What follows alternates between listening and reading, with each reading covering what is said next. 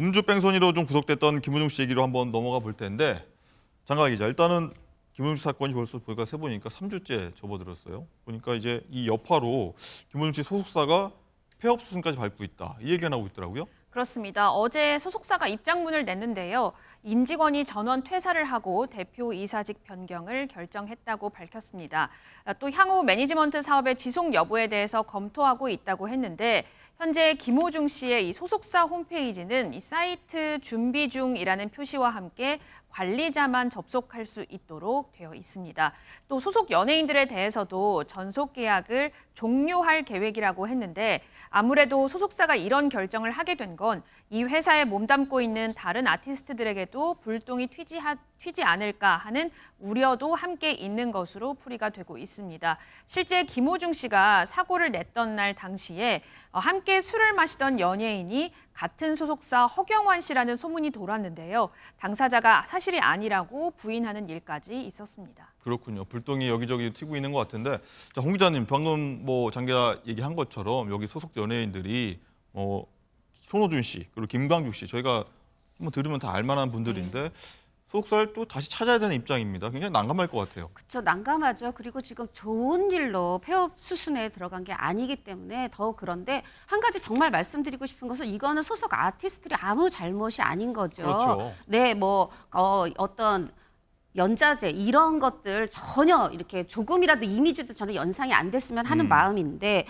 말씀하신 것처럼 배우 손호준, 김광규 씨도 계시고 또 가수 금잔디 씨도 있고 오디션 프로그램에서 진을 차지한 안성훈 씨도 있고 사실 상당히 많은 다양한 직종의 성우분도 계시고 축구 선수 출신 방송인도 계시고 가수 출신 방송인도 계시고 사실은 굉장히 많아요. 그리고 또 어떤 신예 보이그룹도 있습니다. 네. 너무 생각보다 소속 배우가 아티스트가 많다 보니까 더욱더 이제 염려가 커지는 그런 상황입니다. 예, 어쨌든 다른 소속사 아티스트들한테 굉장히 민폐 끼쳤다. 이런 게 정리할 수 있을 것 같은데 이건 변호사님 그리고 또 이게 있습니다. 폐업 시점이 김은중 씨 공연을 딱 끝낸 뒤라서 이게 너무 공교롭다, 아이러니하다 이런 반응이 나오고 있는데 공연으로 벌일 수익 미리 예상해서 받아둔 선수금 때문 아니냐 이런 분석 좀 억지 분석인가요? 어떨까요? 실제적으로 구속영장 실질심사 바로 전날까지 공연을 강행했습니다. 예. 이 부분에서 국민들이 궁금했던 포인트가 바로 이 포인트인데 왜 그랬는지를 살펴보고자 한 세무사가요. 이 생각 엔터테인먼트사의 재무제표를 분석을 해봤습니다. 예. 분석을 해봤더니 2022년도에 약 94억 원 정도였던 현금 자산이 갑자기 1년 만에 그 해당 엔터테인먼트사의 현금 자산이 16억대로 추락을 합니다. 그렇네요. 그래서 왜 그런가 이제 그 부분을 분석을 해보니까 2023년도에 미리 공연 수익으로 내가 벌어들일 이익을 책정을 해서 125억 원을 선수금으로 끌어다 쓴 겁니다. 근데 이 상황에서 만약에 공연이 취소가 된다라고 하면 이 해당 금액이 그대로 빚으로 잡히기 때문에 빚더미에 오를 수 있다는 네, 거예요? 그렇기 때문에 엔터테인먼트 사나 아니면 김호중 씨나 이 공연을 취소하기보다는 계속 감행해서 이 선수금의 환불 범위를 줄이고자 했던 것이 아니냐. 이 부분이 재정적 부담으로 안고 싶지 않았던 것이 아니냐라는 분석을 내놓고 있습니다. 그렇군요.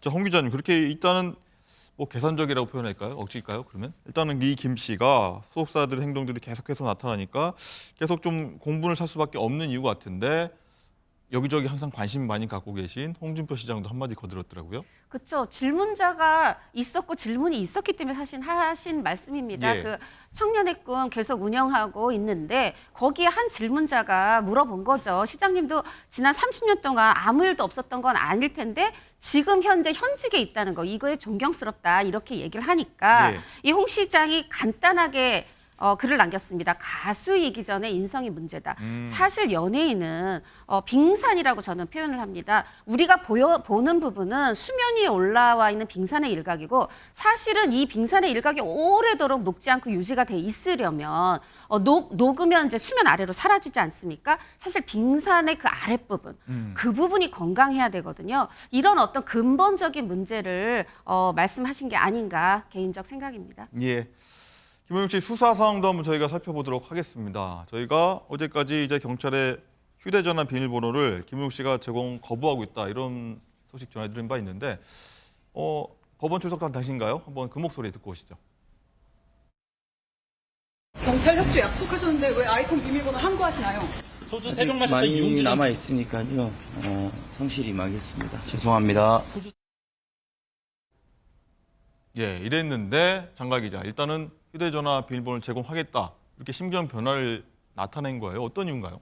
우선 이 당초 경찰이 김호중 씨의 혐의를 입증하기 위해서 김호중 씨 측에 스마트폰을 제출하라 이렇게 요구를 했을 때 김호중 씨가 거부를 했었거든요. 그래서 이 16일 압수수색 과정에서 아이폰 세대를 확보를 했습니다.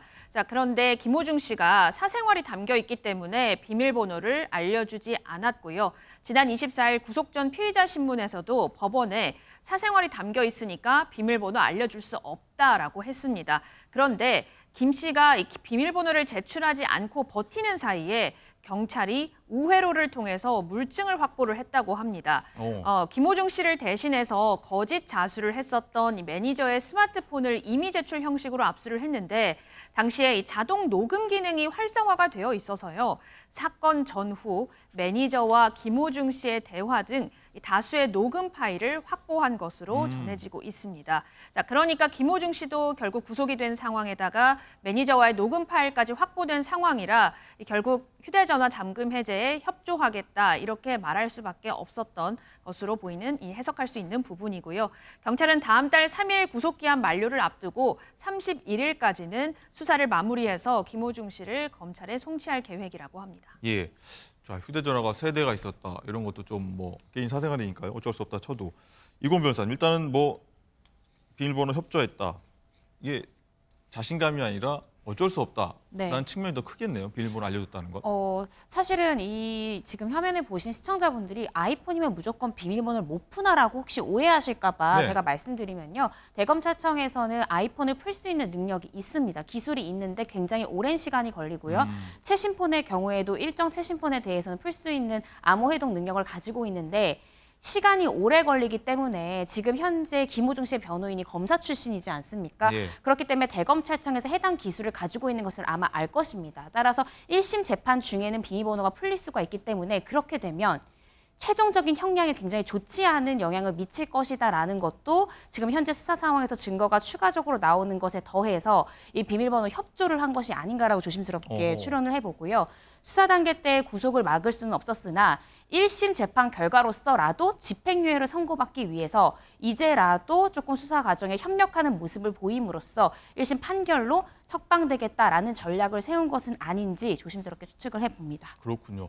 요새 아이폰이라고 하면 사실 굉장히 암호화가 돼서 풀기 어렵다고 했는데 네. 뭐 4자리든 6자리든 그게 문제지 결국은 풀 수 있다는 게 검찰이라는 거죠. 맞습니다. 그렇군요. 네. 자, 그리고 일단은 거짓말 탐지 조사도 필요 없다는 게 경찰 측 입장인데 그만큼 혐의 입증에 자신 있다는 걸로 좀 읽혀요.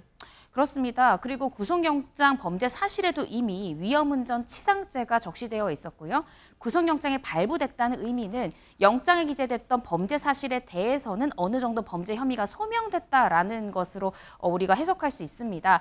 경찰에서도요, 이미 음주를 했다라는 사실 자체는 김호중 씨가 인정을 하고 있고 다만 음주의 양에 대해서 김호중 씨의 주장과 당시 함께 동석했던 참고인들의 진술에 차이가 있을 뿐이다. 근데 음주 상태는 인정을 했고 정상적으로 운전하기 어려운 상황은 지금 보시는 CCTV만으로도 사실 충분히 입증이 가능하고 사고 현장 가기 전까지의 CCTV 모습까지도 확인했다라고 하면 거짓말 탐지기를 할 이유가 무엇이 있느냐. 사실 거짓말 탐지기라는 건요. 양자의 진술이 팽팽하게 엇갈릴 때 정황 증거만으로 판단해야 될 때 부득이하게 선택하는 것이지 법원에서도 증거력을 인정하지 않습니다. 따라서 굳이 이럴 필요 없이 우리는 법원에서 유죄 판결 받을 자신이 있다. 이런 뜻으로 해석이 됩니다. 예.